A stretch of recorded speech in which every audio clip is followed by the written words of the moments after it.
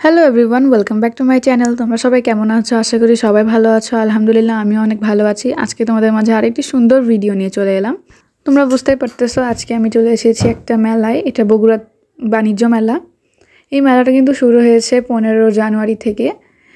আমরা মেলা শুরু হওয়ার 3-4 দিন পরেই গিয়েছি সেখানে, এবং গিয়েছিলাম বিকেলের দিকে। এই জন্য ভিড় খুব কম ছিল, খুব বেশি ছিল না।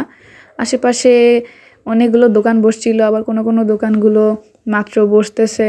থেকে আমরা প্রথমেই চলে এলাম একটা খেলনার দোকানে। আমার ভাই যেহেতু আমাদের সাথেই ছিল, ওর তো খেলনা লাগবেই মাস্ট। এই জন্য খেলনার পাশাপাশি ছিল এখানে রুম ডেকোরেশন করার কিছু কিছু আইটেম ছিল, রান্নার সব সামগ্রী জিনিস ছিল।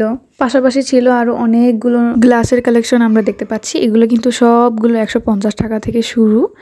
অ্যান্ড এই পাশে সব কুকারিজের জিনিসপত্র ছিল।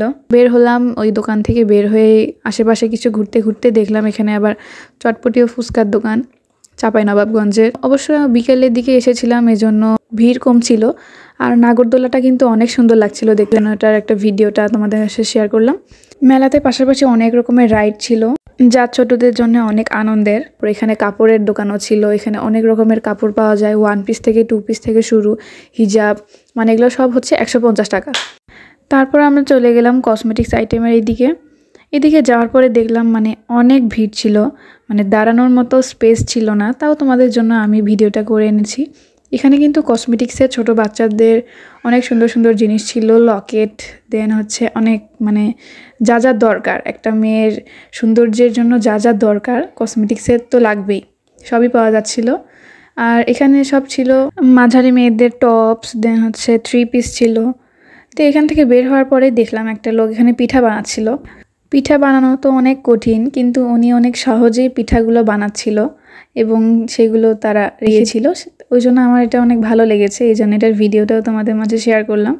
তার পাশেই দেখলাম এখানে জুতার অনেক বড় একটা দোকান ছিল, মানে ওখানে সব মানে মেয়েদের জুতা, স্যান্ডেল সব ছিল। তারপর এখানে আরেকটা কসমেটিক্সের দোকানে এলাম। এখানে চুড়ি, দেন হচ্ছে কানের দুল, মানে সব কিছুই ছিল। এটা আর একটু বড় ছিল দোকানটা। তারপরে সেখান থেকে বের হয়ে আমরা আরেকটি দোকানে চলে গেলাম।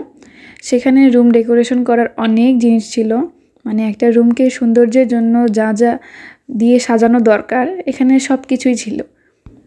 তারপরে আমি ওখান থেকে বের হওয়ার পরে দেখলাম এখানে ফুলদানি রাখা ছিল। এটা আমার কাছে অনেক অ্যাস্থেটিক মনে হয়েছে, কারণ এমন ফুলদানিগুলো আগে কোনোদিনও মেলায় দেখা যায় নাই। এইবারেই আমাদের বগুড়া শহরে এরকম ফুলদানিগুলো এসেছে। তারপর ধীরে ধীরে বেলা গড়িয়ে আসছে, মানুষজনের সংখ্যাও বাড়ছে।